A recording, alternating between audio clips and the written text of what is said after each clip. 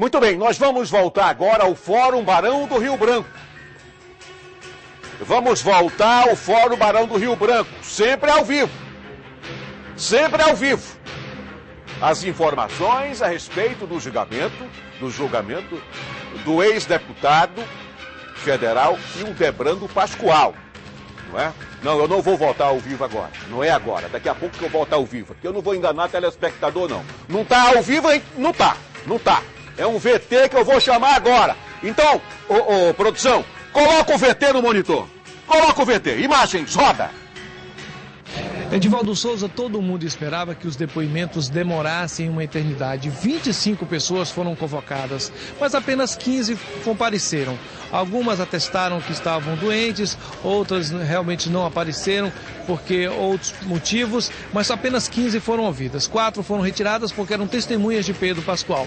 Isso fez com que, na parte da tarde, ali pelas 4 horas da tarde, todas já fossem ouvidas. É porque umas nem demoraram, como os familiares do baiano, por exemplo, foi rapidamente. Eles sentaram, falaram sobre o dia, né? Eles não viram a morte do pai e nem do filho, Hilder Firmino, e contaram apenas a parte emocional do que aconteceu.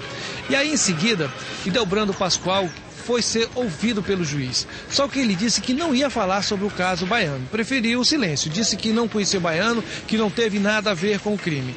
E aí ele usou uma lei de autodefesa. Ele disse que ia narrar todos os fatos contra ele. E aí, às 6 horas da tarde, ele começou a narrar esses fatos.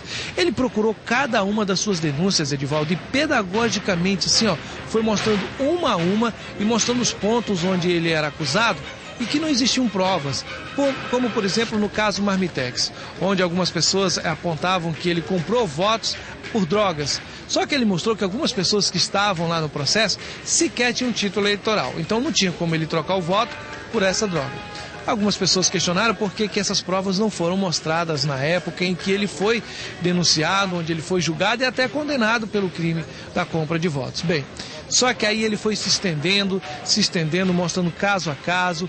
Ele ficou até 10 horas da noite mostrando todos os casos. Aí o Ministério Público pediu para que o juiz desse uma trégua, porque nem os jurados aguentavam mais tantos documentos, tantas informações. Só que ele passou um pouco mal, depois que falou tanto, né? Passou mal, foi atendido, falou mais um pouco. E hoje pela manhã ele retornou para continuar as informações. Só que quando ele foi começar, passou mal. O pessoal do SAMU atendeu, o Hildebrando Pascoal, ele se recuperou e ficou mais 2 horas falando sobre todos os casos onde ele é acusado.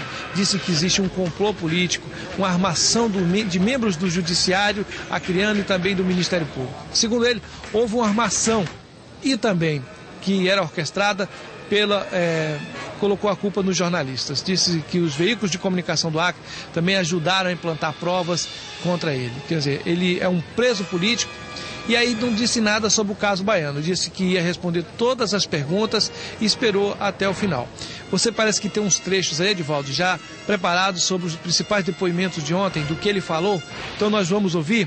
E lembrando que no terceiro bloco eu quero voltar, porque agora há poucos momentos Hildebrando Pascoal disse quem foi que matou o baiano. Mas isso nós só vamos ver no próximo bloco. Por enquanto, nós vamos ver os principais fatos narrados ontem por Hildebrando Pascoal. Sobre a acusação que lhe é feita formulada pelo Ministério Público e outras pessoas, tinha algum problema pessoal com Agilson, vulgo baiano? Eu não conhecia. Não conhecia essa pessoa? Não conhecia. Teve algum contato com eles? Nunca. Nunca?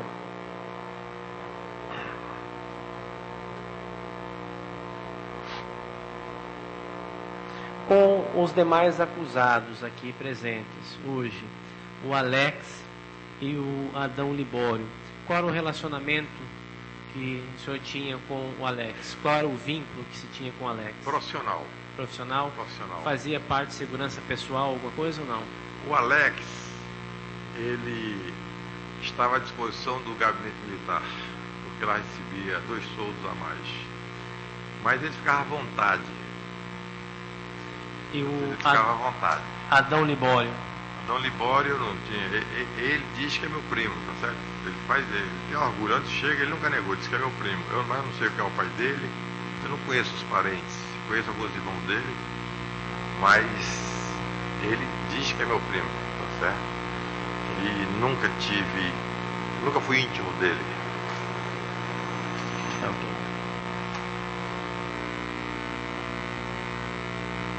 Teve algum contato também com José Hugo?